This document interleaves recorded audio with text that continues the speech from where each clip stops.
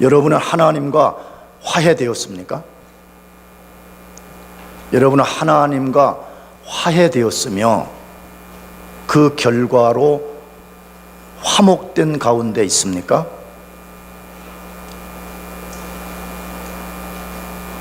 여러분, 이제 교회 다니는 종교인이냐고 제가 물은 것이 아닙니다.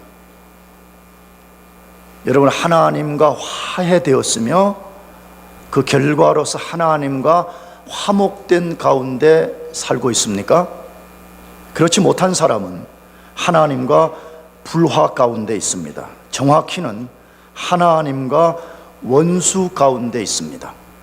하나님과 화해되지 않고 하나님과 화목 가운데 있지 않는 모든 사람은 하나님과 원수 관계에 있습니다. 왜 그렇습니까? 인간이 하나님을 반역하고 거부하는 불순종의 죄를 지었기 때문입니다. 불순종이 뭐지요? 단순히 하나님 말씀에 귀를 기울이지 않은 것이 아니라 하나님을 거부하고 반역한 행위인 것입니다. 반역하기 위해서 불순종을 한 것입니다. 그렇기 때문에 하나님과 원수 관계에 있는 것입니다. 우리가 사람들과 불화 가운데 있어도 매우 힘이 듭니다.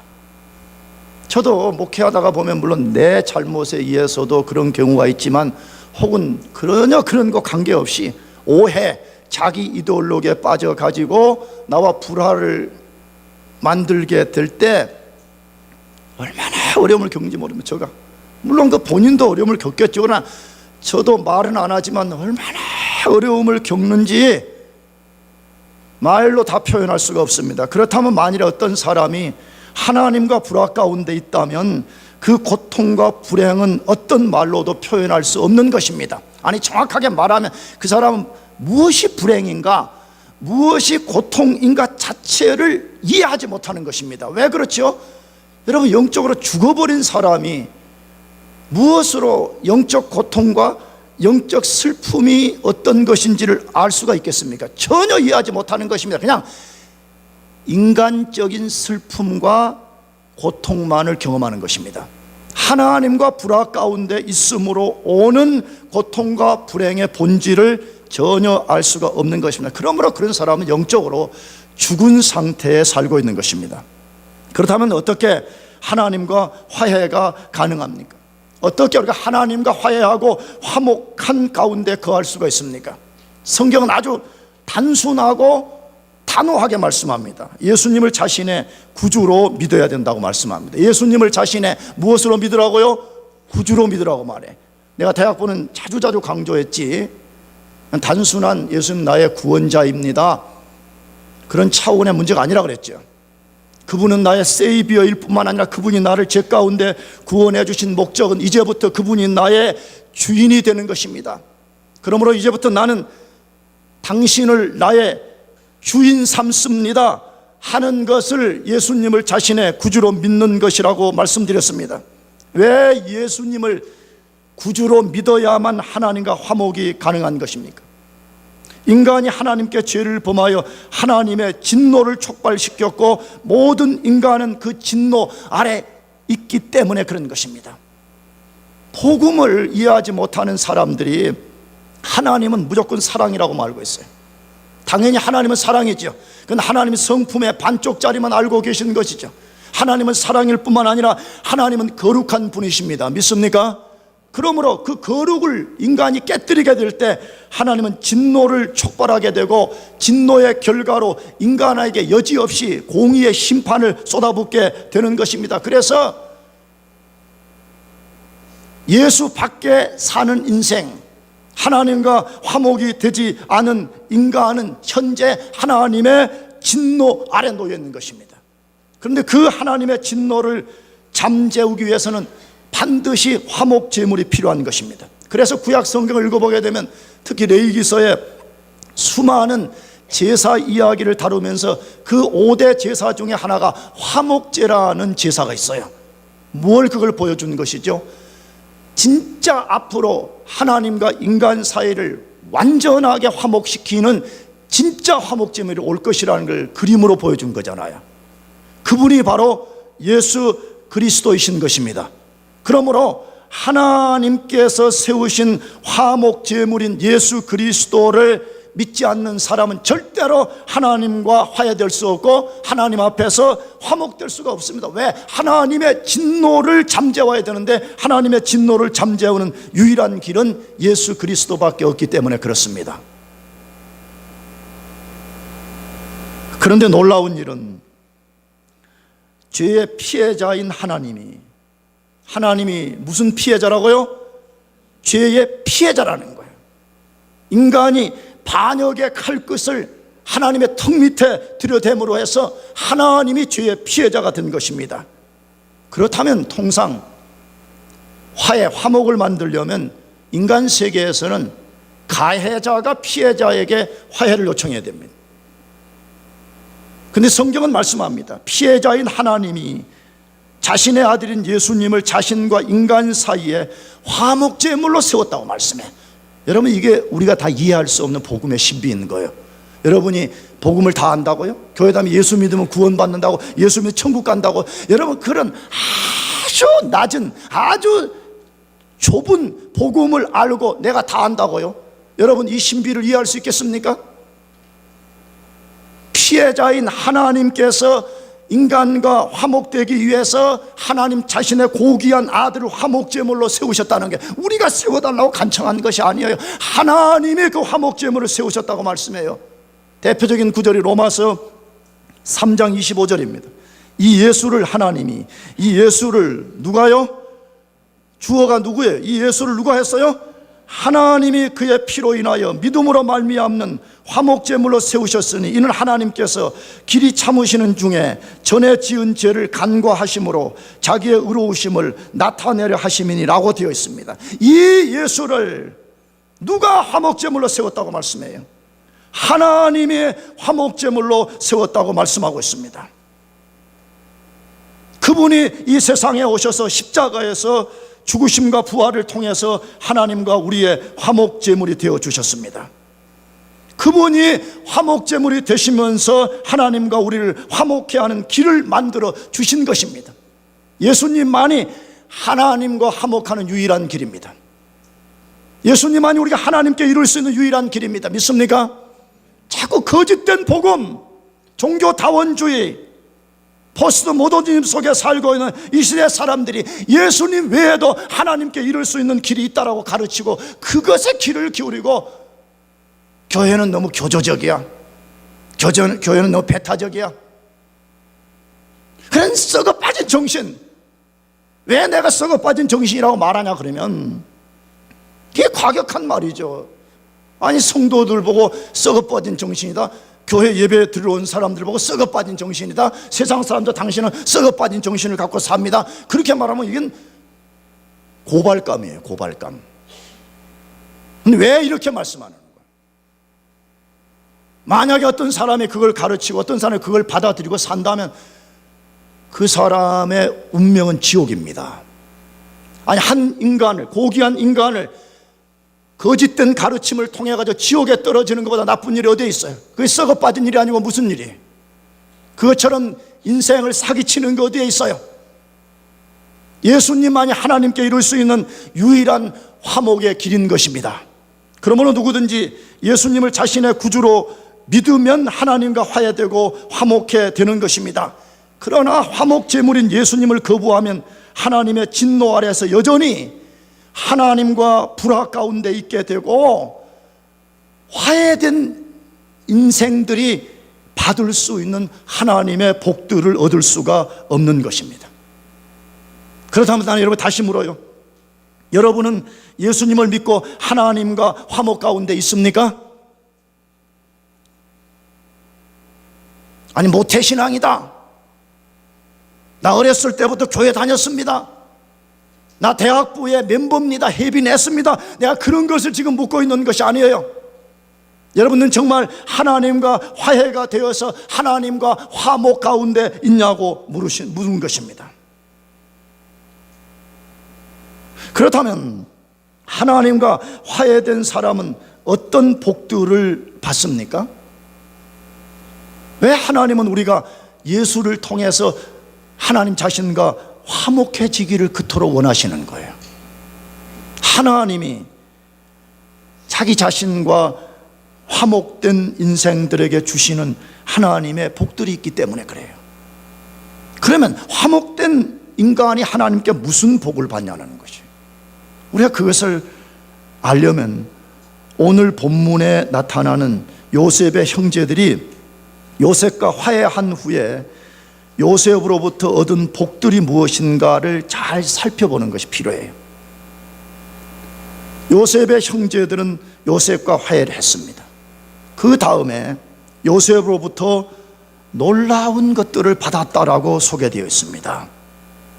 왜 그러면 요셉의 형제들이 요셉과 화해하고 받은 것이 하나님과 화해된 사람이 얻는 복을 보여주는 것인가 하는 거예요. 이걸 조금 이해하려면 언젠가도 말씀을 드렸지만 창세기 혹은 구약에서 소개하는 타이폴로지, 영어로는 모형, 예표론을 이해해야 돼요. 하나님은 장차 예수님을 보여주시기 위해서 혹은 하나님을 보여주시기 위해서 모형, 예표라는 것을 자주자주 사용해요. 구약 안에 보면. 그런데 우리가 최근에 읽고 있는 이 요셉 스토리 안에서 요셉은 구약 성경에서 예수님을 보여주는 가장 전형적인 모형이에요. 구약에 여러 위대한 인물들이 많이 있지만 그 가운데 요셉이 예수님의 가장 뛰어난 모형이라고 대부분의 신학자들이 동의하고 있어요. 요셉이 절대 예수님이 아닙니다. 요셉이 예수님은 아니지만 그의 많은 것들이 장차 올 예수님의 모습을 미리 보여주는 것이었습니다. 그래서 요셉을 예수님의 모형, 예수님의 예표라고 말합니다. 그런데 또 다른 면에서는 요셉은 하나님의 모형, 하나님의 예표이기도 합니다. 동시에 화해받은 요셉의 형제들은 오늘 우리들의 예표인 것입니다. 우리들의 모습인 것입니다. 그러므로 요셉이 내민 화해의 손을 받아들인 형제들은 요셉으로부터 무엇을 받았는지를 잘 살펴보는 것이 필요해. 내가 몇 주 전 금요 예배 때도 말씀을 드렸지만 왜 하나님은 자꾸 이런 모형 예표론으로 말씀하냐? 우리가 신약 성경 완성된 걸 턱 던져줘서 우리가 받았는데도 불구하고 성경 읽어도 못 깨닫잖아요. 무슨 말인지 맨날 못 알아먹어서 끙끙거리고 있잖아요. 그러니까 하나님께서 유치원생들에게 그림을 보여주듯이 하나님이 구약에서부터 그것을 그림을 그리면서 계시를 점진적으로 발전시켜서 우리에게 실체를 보게 만드는 것 때문에 그래요.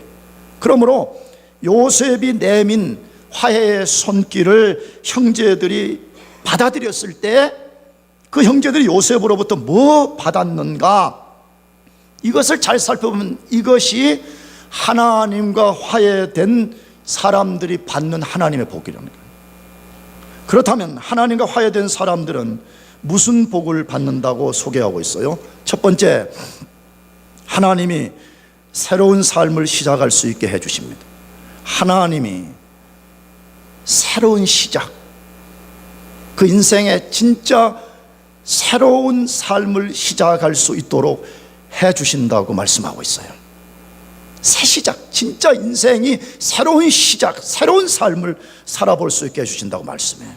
그것이 창세기 45장 21절 22절 말씀인데, 이스라엘의 아들들이 그대로 할세 요셉이 바로의 명대로 그들에게 수레를 주고 길 양식을 주며 또 그들에게 다 각기 옷 한 벌씩 주되 베냐민에게는 은 300과 옷 5벌을 주고라고 되어 있습니다.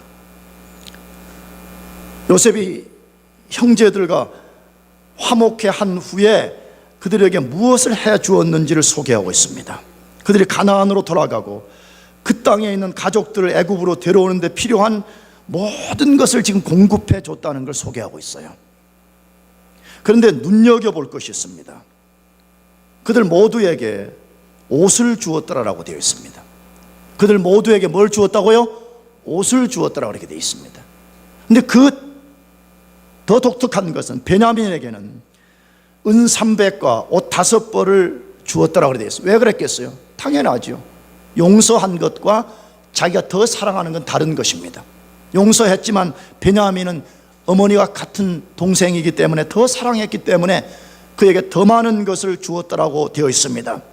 그러면 왜 요셉은 그들에게 다 옷을 줬을까요?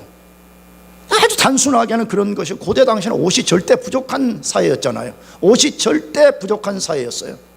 내가 61년생인데 내가 어렸을 때 정말 나는 그냥 단벌 신사였던 거야. 단벌 신사. 단벌이라는 게 이런 것도 아니에요. 이런 것도 아닌 거예요. 못이 뭐 이상한 뭐 삼배 이런 걸로 만든 것 같고 그냥 오줌 싸면 말려서 있고, 또 그게 또 내과에 가면 해수욕복 되고, 또 산에 가면 작업복 되고, 집에 와 잠자면 잠옷 되고, 그런 시대였어요.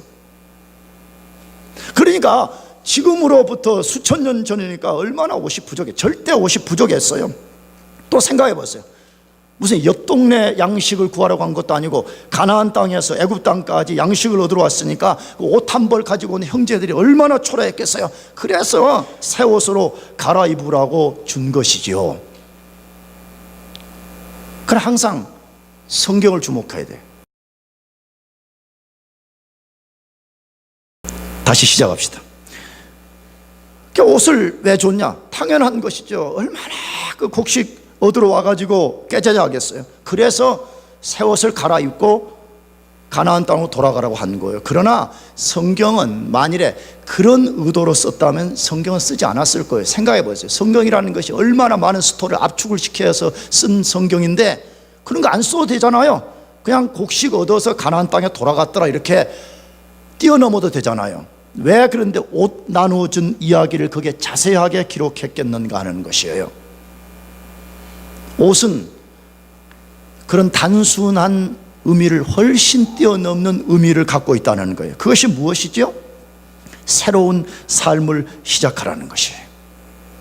새로운 삶을 시작하라는 의미인 것입니다. 새 옷을 입기 위해서 더러운 옛 옷을 벗어버리듯이 옛 삶을 버리고 새로운 삶을 시작하라는 뜻에서 옷을 준 것입니다. 여러분 제발 매일매일 새로워집시다. 아멘. 예수 믿고 한 번만 새로워지려고 생각하지 말고 매일매일 새로워져요. 왜? 하나님은 새 일을 창조하시는 분이라고 이사야서에 말씀했잖아요. 하나님은 한 번만 새 일을 창조하시는 분이 아니라 매일매일 새 일을 창조하시는 분이기 때문에 어제의 더러운 옷을 벗어버리고 오늘 새로운 옷을 입으라는 거 아니에요. 어제 옛 삶에 지배된 삶을 버리고 오늘 예수 안에서 새로운 삶을 살라고 하나님 우리에게 도전하시는 것이 아니에요. 그래서 성경에서는 새 옷을 나누어 주었다라고 되어 있어요. 실제로 성경은 여러 곳에서 이전 옷은 옛 삶이고 새 옷은 새로운 삶의 상징이라고 소개하고 있어요. 많은 곳에서 말하고 있어요. 그 중에 대표적으로 창세기 35장 1절에서 3절 하나님이 야곱에게 이르시되 일어나 베델로 올라가서 거기 거하며 내가 내 형 에서의 낯을 피하여 도망하던 때 내게 나타났던 하나님께 거기서 단을 쌓으라 하신지라. 야곱이 이에 자기 집사람과 자기와 함께한 모든 자에게 이르되 너희 중에 이방 신상을 버리고 자신을 정결케 하고 의복을 바꾸라 의복을 바꾸라 의복을 바꾸라. 우리가 일어나 베델로 올라가자. 나의 환난 날에 내게 응답하시며 나의 가는 길에서 나와 함께 하신 하나님께 내가 거기서 단을 쌓으려 하노라 하매라고 되어 있습니다. 뭐 말씀하는 성경 말씀이죠? 오랫동안 죄 가운데 살던 야곱이 하나님 말씀에 순종해서 새로운 삶을 살기로 결단하는 장면이잖아요. 야곱은 언약 백성이고 야곱은 구원받은 백성이었음에도 불구하고 오랫동안 죄 가운데 종노릇하고 살았습니다.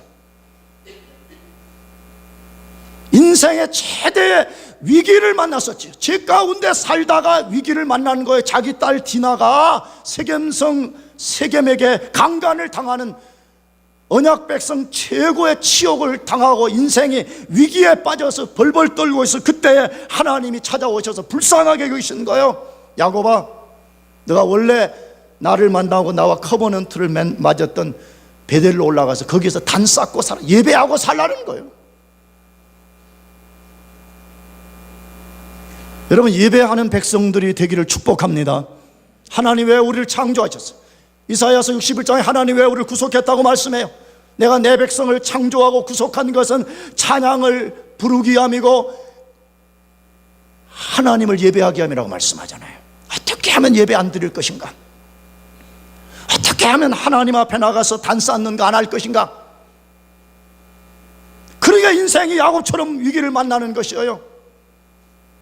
하나님이 찾아오셔서 야곱아, 너가 나와 언약을 맺었던 베델로 올라가라 라고 말씀하셨을 때 야곱이 결단했다 그렇게 돼 있어요. 야곱이 예 올라가겠습니다 결단하고 야곱이 온 가족들에게 뭐 하라고 했다는 거예요. 다 뭐 갈아입어라? 옷 갈아입어라. 다 옷을 갈아입어라. 왜 그러는 거예요? 아니 그냥 올라가도 되잖아요. 뭐 맨날 어제도 안 갈아입고 뭐 전날도 안 갈아입었는데 뭐 안 갈아입으면 뭐 어때요? 근데 왜 옷을 갈아입게 만드는 것이에요? 새로운 삶의 시작이라는 거예요. 이제 우리가 옛 옷을, 더러운 옷을 완전히 벗어버리고 새 옷을 갈아입듯이 우리가 이제 옛 삶을 벗어버리자. 하나님 없이 살던 이 삶을 우리가 중단하고 이제 우리가 새로운 옷을 입음과 같이 우리가 새로운 삶을 살자라고 결단했다라고 된 것입니다. 옛사람에 매여서 죄 가운데 사는 인생이 어떻게 새 삶을 살 수 있습니까? 예수님을 믿어서 죄의 옷을 벗고 그분의 의로움을 덧입고 성령의 능력으로 살 때만이 가능한 것입니다. 어떻게 우리가 진짜 새로운 삶을 사냐? 어떻게 우리가 인생다운 인생을 단 하루라도 살 수가 있느냐?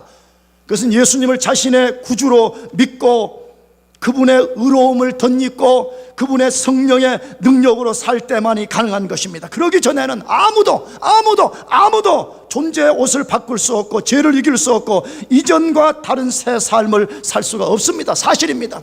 여러분 오해하고 들을 것도 없어요. 공부를 많이 한다고 되는 것이 아니에요. 돈을 많이 번다고 되는 것이 아니에요. 잘생겼다고 되는 것이 아니에요. 만일에 그것이 가능하다면 예수님이 뭐하러 십자가에서 처참하게 죽임을 당하시고 무엇 때문에 하나님이 그의 고귀한 아들을 이 세상 가운데 보내셨겠습니까? 예수님 외에는 존재를 바꿀 것이 없습니다. 예수님 외에는 하나님 앞에 의로워질 방법이 없습니다. 예수님 외에는 성령을 받을 길이 없기 때문에 하나님이 그렇게 하시는 것입니다. 그러나 만일에 예수님을 거부하고 산다면 그런 사람들의 결심은 말 그대로 결심이에요. 그냥 내가 그동안에 잘못 산 거 조금 후회되니까 내가 좀 잘 살아보겠다. 하지만 작심삼일인 것이에요. 우리 존재가 바뀌고 우리가 진짜 새로운 삶을 살고 싶다면 예수님을 믿고 우리가 그분 안에 거하게 될 때만이 가능하다고 말해요. 그래서 어디서도 말하고 있죠. 유명한 성경 구절 고린도후서 5장 17절 말씀입니다. 다 같이 읽어보겠습니다. 시작. 그런즉 누구든지 그리스도 안에 있으면 새로운 피조물이라. 이전 것은 지나갔으니 보라 새 것이 되었도다. 그런즉 누구든지 그리스도 안에 있으면 새로운 피조물이라. 이전 것은 지나갔으니 보라 새 것이 되었도다라고 말씀합니다. 그런즉 누구든지 누구 안에 있으면요? 누구 안에 있으면? 그리스도 안에 있으면 그랬어요. 잘 들어야 돼요. 누구든지 교회 나오면이라고 말하잖아요. 누구든지 교회에서 이런 일을 하고 저런 일을 하고라고 말하잖아요. 누구든지 그리스도 안에 있으면 새로운 피조물이라고 분명하게 말씀하고 있습니다. 우리가 어떻게 그리스도 안에 거할 수가 있는 것이에요.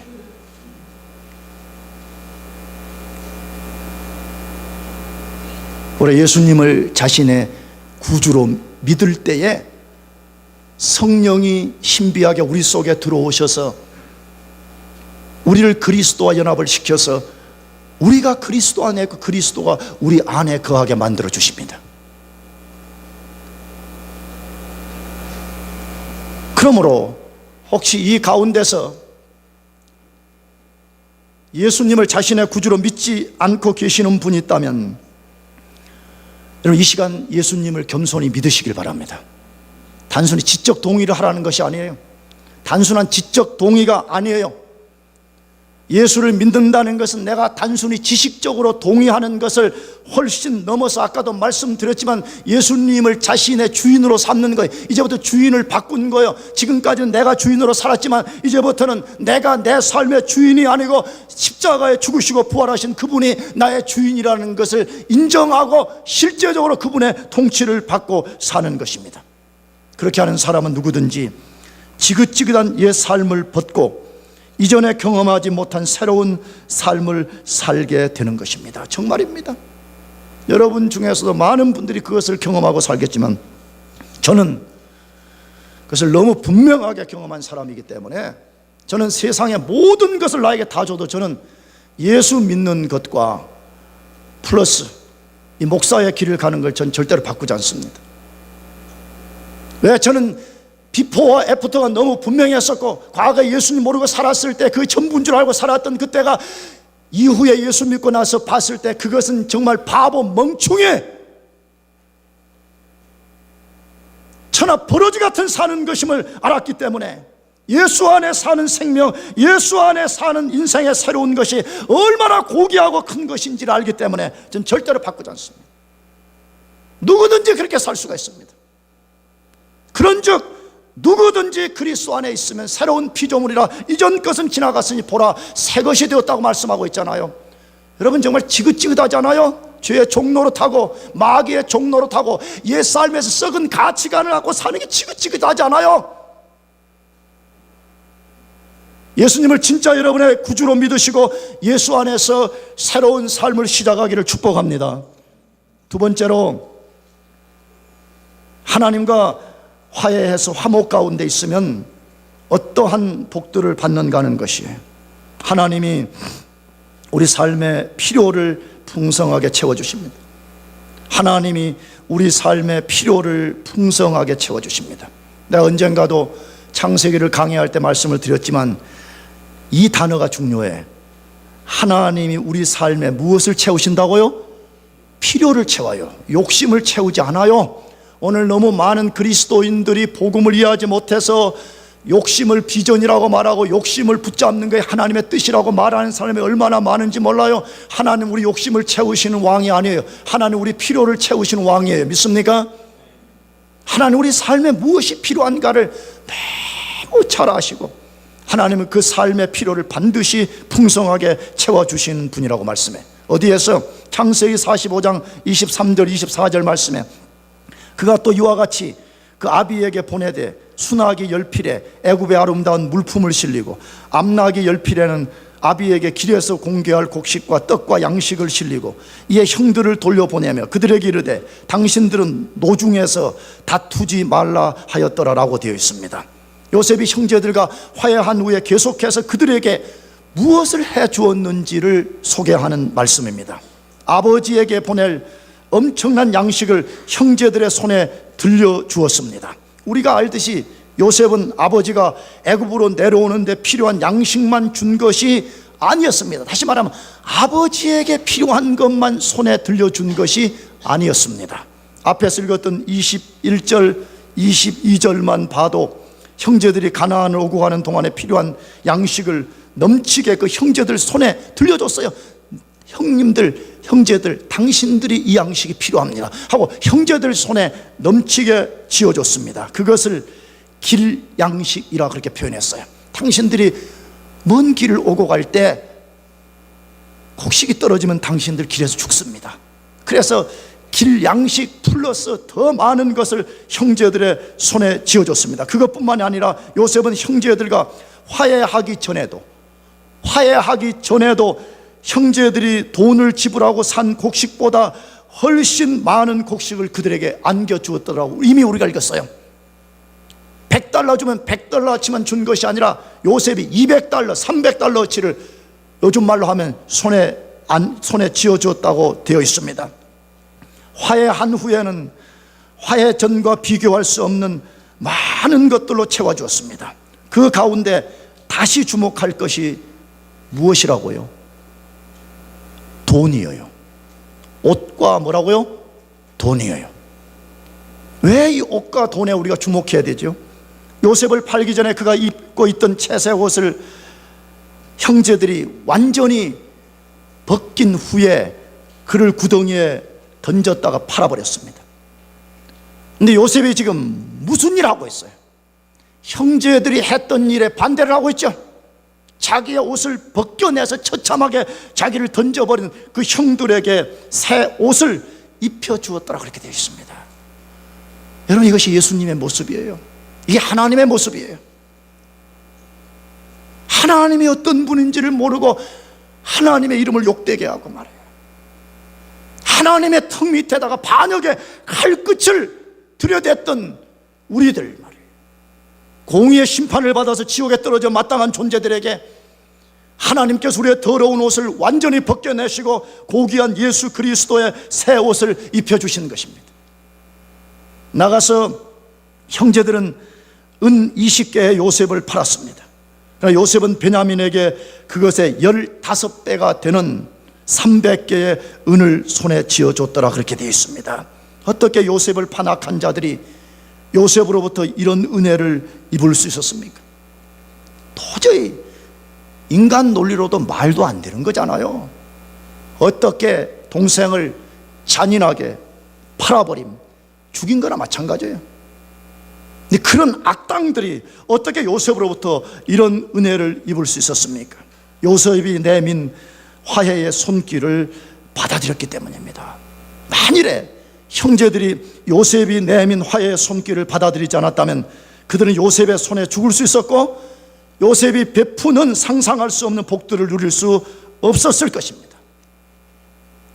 요셉의 형제들과 같은 우리 인생이 어떻게 하나님의 무한한 자비와 풍성한 은혜를 얻을 수 있는 것입니까? 방법은 딱 한 가지입니다. 하나님이 화목제물로 세우신 예수님을 구주로 믿고 하나님과 화해하는 것입니다. 다른 방법이 없어요. 다른 방법이 있다면 다시 말씀드리지만 예수님이 십자가에 죽을 필요가 없으신 것이에요. 예수님이 십자가에 죽으셨다는 것은 우리가 하나님과 화해할 수 있는 유일한 길은 십자가에 죽으신 예수님을 믿는 것밖에 없다는 말인 것입니다. 그럼 만일에 우리가 그 예수님을 믿으면 어떻게 되는 것입니까? 하나님으로부터 오는 우리 삶에 필요한 모든 것을 공급받을 수 있습니다. 왜 그런 것이요? 어떻게 해서 하나님으로부터 우리 필요를 체험받을 수 있는 것입니까? 그분이 우리의 아버지시기 때문에 그렇습니다. 예수를 믿으면 하나님 우리 아버지가 됩니다. 믿습니까? 놀라운 일이에요. 예수 믿는다면 다른 말로 하게 되면 로마서 8장 들어가게 되면 양자의 영, 어답션의 영이신 성령이 우리 가운데 역사해서 원래 우리는 하나님의 자녀가 아니었습니다. 하나님의 아들은 예수님밖에 없었습니다. 그런데 그 성령께서 우리를 하나님께 어답션 시켜서 우리가 하나님의 자녀가 되는 것입니다. 그러므로 그 순간 하나님은 우리의 아버지가 되시는 것입니다. 여러분, 아버지의 역할이 무엇이죠? 왜 성경은 하나님을 아버지라고 표현하죠? 요즘 미국의 여성 해방운동을 펼치는 여자분들이 왜 하나님을 아버지라고만 부르냐, 하나님을 어머니라고 부르자, 할렐루야. 좋았어요. 아무도 안 했군요. 하나님을 어머니라고 부르자고요. 어머니. 여러분, 그런 사람들 되게 똑똑한 것 같아도 바보들이에요. 신학을 이해하지 못해서 그런 거예요. 하나님은 남성과 여성같이 이렇게 된 분이 아니에요. 하나님의 영이세요. 아멘. 저 뒤에는 왜 아멘이 없죠? 다 안다 이거지?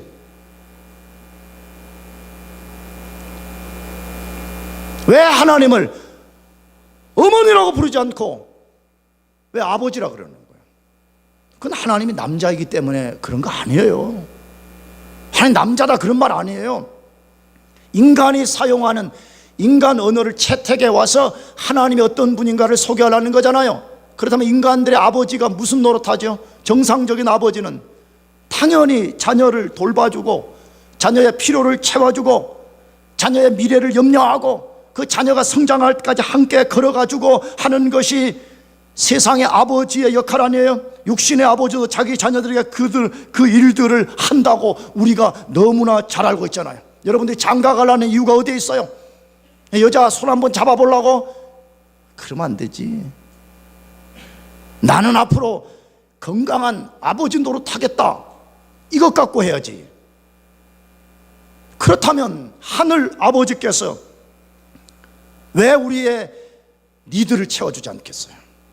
우리 욕심 말고 우리가 진짜로 세상을 살아가는데 필요를 왜 채워주지 않으시겠어요? 성경을 잘 읽어보세요. 하나님은 악인들에게도, 하나님을 믿지 않은 악인들에게도 햇빛을 내려준다고 그랬잖아요. 비를 내려주신다고 말씀하고 있잖아요. 잘 생각해봐요. 여러분, 하나님의 자비로움이 의심이 들면 항상 논리적으로 잘 따져봐요. 잘 생각해봐요. 덮어놓고 믿지 말고. 아니, 하나님은 예수 안 믿는, 하나님과 화해되지 않은 인간들에게도 하나님이 자비를 베풀어서 햇빛과 비를 내려주신다면, 그럼 하나님의 자녀가 된 우리들에게는 하나님이 어떻게 해주시겠는가? 너무 자명한 것이 아니에요. 그분은 단 1초도 당신의 눈빛을 우리에게서 거두지 않아요. 믿습니까? 단 1초도 하나님이 눈을 감으신 적이 없어요.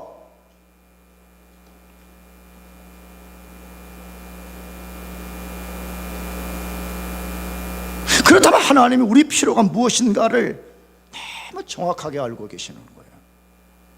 다시, 우리 욕심이라고 말하지 않았어요. 우리의 필요를 채우시는 분이에요. 만일에 여러분들이 지금 유학생이라는 이 광야를 지나는 기간, 광야에서 하나님이 여러분을 연단하시고 싶은 어떤 것이 있다면, 하나님은 진짜 우리 필요한 것만 채워줘요. 광야의 백성들이 만나와 메추라기로만 살게 만들었잖아요. 아니, 정확하게는 만나로만 살게 만든 거예요. 왜 그랬어요? 하나님이 고기를 광야에서 동원할 수 없어서 그런 거예요? 아니잖아요. 시편을 읽어보게 되면 만나는 신령한 양식으로서 하늘의 천사들이 먹는 것이라고 인터프리테이션 되어 있잖아요. 왜 하나님이 광야에서 만나 먹게 만든 거예요? 고기가 없어서가 절대로 아니고 만나를 먹음을 통해서 너가 신령한 삶이 무엇인가를 훈련하라고 하나님이 그걸 먹이신 거잖아요. 그러면 여러분이 지금 광야 같은 유학지를 살 때도 어려움이 많이 있지요. 경제적 어려움, 관계의 어려움, 수많은 어려움들이 있음에도 불구하고 하나님이 문을 안 여시고 그냥 그 조그만 이것만 만드신다는 것처럼 느껴질 때가 많이 있잖아요. 하나님이 지금 그렇게 말씀하는 거예요. 지금 너의 훈련 기간에는 다른 많은 것이 필요 없다는 거예요. 너는 만나 하나면 족하다는 거예요. 너는 이 필요면 너는 족하다는 거예요. 그러나 만일에 우리가 이 기간을 끝을 내고 우리가 어떤 더 필요가 있다면 하나님은 반드시 우리 필요를 풍성하게 채우실 것입니다. 그 근거 구절이 무엇이죠? 마태복음 7장 9절에서 11절 말씀입니다. 너희 중에 누가 아들이 떡을 달라 하면 돌을 주며 생선을 달라 하면 뱀을 줄 사람이 있겠냐? 너희가 악한 자라도 좋은 것으로 자식에게 줄 알거든 하물며 하늘에 계신 너희 아버지께서 구하는 자에게 좋은 것으로 주시지 않겠느냐? 여러분, 이 단어 중에 여러분 어떤 단어가 제일 마음에 들어요? 다 좋은 거지. 그렇지, 좋은 거. 할렐루야. 나는 하물며란 말이 너무 좋아요. 뭐라고요? 하물며. 비교하는 거잖아요. 악한 인간, 하나님의 관점에서 볼 때 죄인된 악한 인간들도 자기 자식들에게 좋은 것을 줄 줄 알거든. 하물며 완전하신 선함 가운데 거하신 그 하나님께서 자기 자녀들의 필요를 채우지 않으시겠냐는 거예요. 하나님의 성품을 묵상하시기 바랍니다. 염려가 생기거들란 하나님의 성품을 묵상해요. 나는 시골 출신이기도 하지만 나는 밭에 나가서 농사 짓는 거 되게 좋아하거든요. 농사 짓는 거. 나는 이상하게 골프 이런 거는 좀 안 맞더라고. 그래서 내가 이제 밭에 자주 나가. 요즘은 바빠서 못 나가는데 그 우리 집 사람이 자주 그래. 맨날 툭 하면 밭에 가냐고. 거기 무슨 숨겨놓은 여자가 있어 가는 거 아니에요. 근데 밭에 가면 뭐가 좋으냐? 이렇게 펼쳐진 하늘과 그 신비로운 나무들 있잖아요. 그리고 그 작은 풀 하나, 꽃 하나, 식물들, 이걸 보면 도대체 하나님이 얼마나 놀라운 분인가 말이에요. 왜? 전 세계의 모든 박사들이 다 동원이 돼도 생명체를 못 만들어내잖아요. 생명체를 연구는 하지만 없는 생명을 만들어내지는 못하잖아요. 근데 우리가 업신여기는 풀 하나도 하나님이 생명체로 만들었다는 거예요. 그래서 하나님 말씀해요. 장목사야, 예 하나님, 저 새들을 좀 보라는 거예요.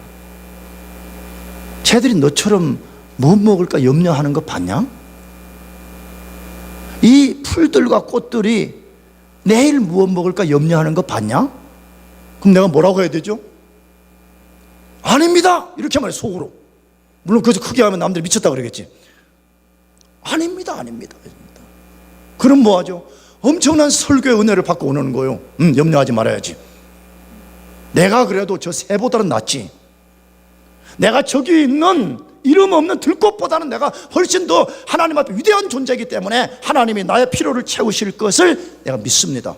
그리고 은혜 받고 돌아오는 거예요. 할렐루야. 여러분도 우리 밭으로 오시기를 축복합니다. 여러분, 그래도 만일에 염려가 잠재워지지 않는다면 빌립보서 4장 19절을 마지막으로 읽겠어요. 다 같이 시작. 나의 하나님이 그리스도 예수 안에서 영광 가운데 그 풍성한 대로 너희 모든 쓸 것을 채우시리라. 누구 하나님이? 나의 하나님. 이 성경은 바울이 옥중에서 쓴 것입니다. 바울은 항상 하나님을 소개할 때 우리라는 복수 대명사를 쓰는 걸 좋아합니다. 우리 하나님, 우리 하나님. 근데 이 본문에는 누구 하나님이라 그래요? 나의 하나님이라 그래요. 왜 바울이 빌립보 교회 성도들을 격려하는데 갑자기 복수 형태를 단수 형태로 바꿔버렸어요? 뭐 말하고 싶은 거죠? 자기 경험을 말하고 싶은 거예요. 지금 내가 지금까지 예수 그리스도를 뒤따라 오는 모든 과정 속에 단 한 번도 나의 하나님이 단 한 번도 나의 필요를 채우지 않으신 적이 없었다는 거예요. 그분이 나의 필요를 채우실 때 쪼잔하게 채우신 것이 아니라 영광 가운데 그 풍성한 대로, 영광 가운데 그 뭐한 대로 채운다고요? 풍성한 대로 너희 모든 쓸 것을 채우실 것이라고 말씀했어요. 바울의 하나님이 우리의 하나님이 믿습니까? 하나님과 화목된 모든 인생들의 아버지신 거예요. 사랑하는 교우 여러분, 여러분은 하나님과 화해되었습니까? 여러분 정말 하나님과 화목한 가운데 있습니까? 만약에 그것이 사실이라면 오늘 요셉을 통해서 주시는 하나님의 약속을 붙잡으시기 바라요. 하나님 우리에게 새 삶을 시작하게 하셨고요, 우리 모든 필요를 채우실 것을 믿으시길 바랍니다. 기도하겠습니다.